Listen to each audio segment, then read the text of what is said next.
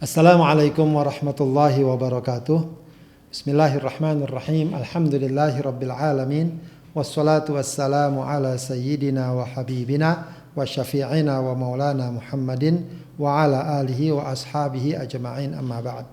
Sahabat iDream yang dimuliakan Allah Subhanahu wa taala di mana saja berada. Selamat berjumpa kembali dalam kajian kita membahas hadis-hadis yang terkandung dalam kitab Riyadhus Shalihin.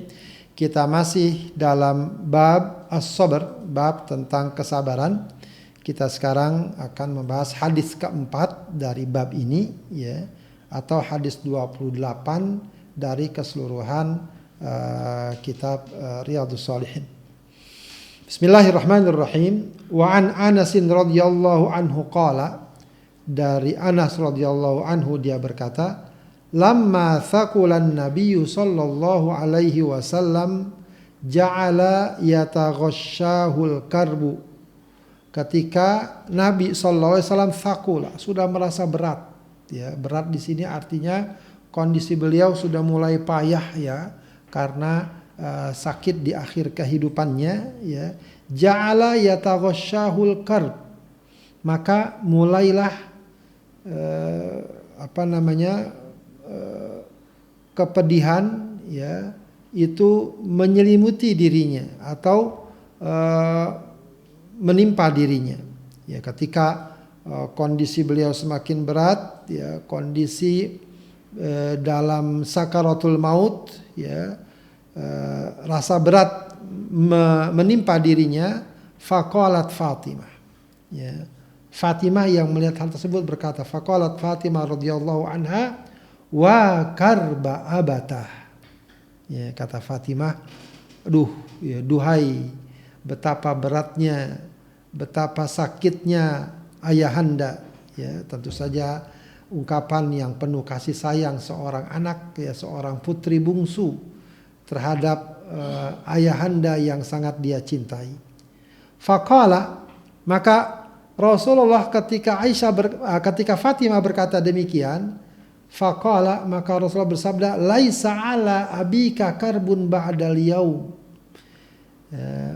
Tidak ada lagi kepedihan, kesulitan dan kesengsaraan, ya, yang akan menimpa bapakmu setelah hari ini. Ya, maksudnya ketika di dunia tentu saja Rasulullah mengalami berbagai macam ujian, tantangan, keberatan, ya, kemudian juga di sakaratul maut tentu saja Rasulullah mengalami hal serupa. Ya, ini bukan berarti Rasulullah tidak memiliki kemuliaan dan keagungan, justru kemuliaan orang yang mulia adalah ketika dia mendapatkan ujian yang berat. Ya, ketika dia mendapatkan sesuatu yang berat dalam kehidupannya, itu akan semakin meninggikan derajat dan kemuliaannya, ya, sebagaimana Rasulullah katakan sendiri bahwa orang yang paling berat menghadapi ujian adalah para nabi, ya. Maka ketika Rasul menghadapi sakaratul maut, ya, dengan rasa berat yang dihadapi, ya, maka itu sesungguhnya adalah merupakan bagian dari kemuliaan dan keagungan Rasulullah sebagai seorang nabi. Maka singkat cerita, ya, Rasulullah akhirnya wafat, ya, meninggalkan dunia yang fana. Maka ketika Rasulullah telah wafat, Fatimah radhiyallahu anha berkata, falamma mata qalat, ketika Rasulullah wafat, ya, maka Fatimah berkata, ya abata ajaba rabban da'ahu, wahai ayahanda, engkau telah memanggil seruan Tuhanmu. Ya, ya abatah, ya, jannatul firdausi ma'wah, wahai ayahanda, ya, surga firdaus akan menjadi tempatmu. Ya abatah ila Jibril nan'ahu, wahai ayahanda, kepada Jibril akan aku sampaikan berita tentang kematianmu. Ini tentu saja ungkapan-ungkapan yang penuh dengan kasih sayang seorang anak kepada ayahnya yang telah meninggal dunia, yang penuh dengan keyakinan bahwa sang ayah sedang memenuhi panggilan Tuhannya, bahwa sang ayah akan menempati surga firdaus yang paling mulia dan dia pun Fatimah akan memberitahu Jibril tentang kematian ayahandanya. Falamma dufina, ketika Rasul dimakamkan, dikuburkan. Tentu saja yang namanya dikubur, jasadnya dimasukkan ke dalam liang lahat lalu ditimbun sedikit demi sedikit. Maka ketika itu Fatimah mengatakan, qalat Fatimatu radhiyallahu anha, Fatimah berkata, atabat anfusukum an tahthu ala Rasulillahi sallallahu alaihi wasallam at-turab. Apakah kalian merasa nyaman atau enak hati ya menumpahkan debu atau tanah di atas Rasulullah sallallahu alaihi wasallam? Ya, rawahul Bukhari. Jadi ini lagi-lagi gambaran kasih sayang ya Fatimah kepada ayahandanya.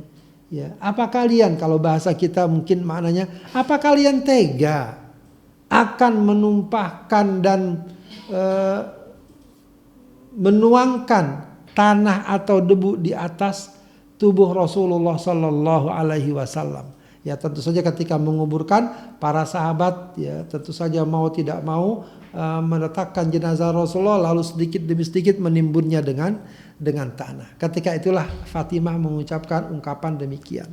Tentu saja ini semua tak lebih merupakan gambaran kesedihan, gambaran kepedihan yang dialami oleh Fatimah saat ditinggal mati oleh ayahanda yang sangat dia cintainya.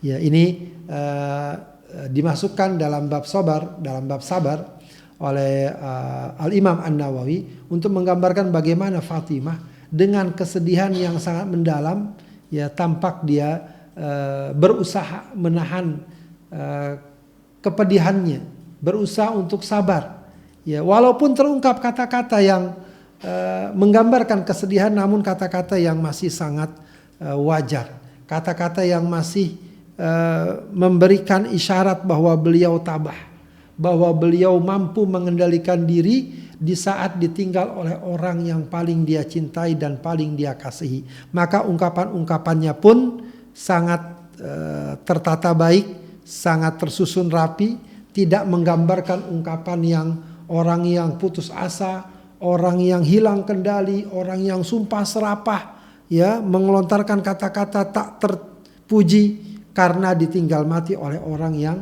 sangat dia cintai. Beliau tetap ya menyebutkan ungkapan-ungkapan yang baik, bahkan mengharapkan kebaikan-kebaikan kepada Rasulullah sallallahu alaihi wasallam. Ya, ini tentu sekali lagi sesuai dengan babnya, bab sabar, khususnya ketika kita ditinggal oleh orang yang kita cintai, maka usahakan kita jaga diri kita, kita kendalikan emosi kita kendalikan perasaan kita. Ya, kalaupun terlontar ungkapan kesedihan, tentu itu tidak dilarang. Jadi ini bukan masuk pada bab niyahah yang dilarang. Ya, sebab niyah yang dilarang artinya dia meronta-ronta, berteriak-teriak, histeris. Nah, itu dilarang. Tapi kalau yang tampak dari ungkapan Fatimah adalah sekedar ekspresi jiwa, betapa dia sangat mencintai Rasulullah, betapa dia sangat sedih ditinggal mati oleh Rasulullah, oleh ayahandanya. Namun yang sangat tampak juga adalah betapa Fatimah tetap dapat mengendalikan jiwanya, tetap dapat mengontrol emosinya, ya, sehingga yang keluar hanya sebatas ungkapan-ungkapan kesedihan, namun tidak melakukan perbuatan-perbuatan di luar batas atau perbuatan yang tidak terkendali. Maka ini tentu saja menjadi contoh bagi kita, teladan bagi kita. Siapapun kita pastilah pernah mengalami saat-saat sedih, mengalami saat-saat pedih, pernah mengalami saat-saat di mana kita ditinggalkan oleh orang yang sangat kita cintai. Ketika itu hendaknya kita tetap mengendalikan diri, kita tetap menahan emosi kita agar tidak melakukan tindakan, perbuatan dan ucapan yang tidak diridhai Allah Subhanahu wa taala. Demikian sahabat adim sekalian, sedikit penjelasan dari hadis yang dimasukkan dalam bab sabar ini, semoga dapat kita ambil pelajaran sebaik-baiknya. Demikian apa yang saya sampaikan, mohon maaf. Wassallallahu wasallam ala sayyidina Muhammadin wa ala alihi wa sahbihi wasallam walhamdulillahi rabbil alamin. Wassalamualaikum warahmatullahi wabarakatuh.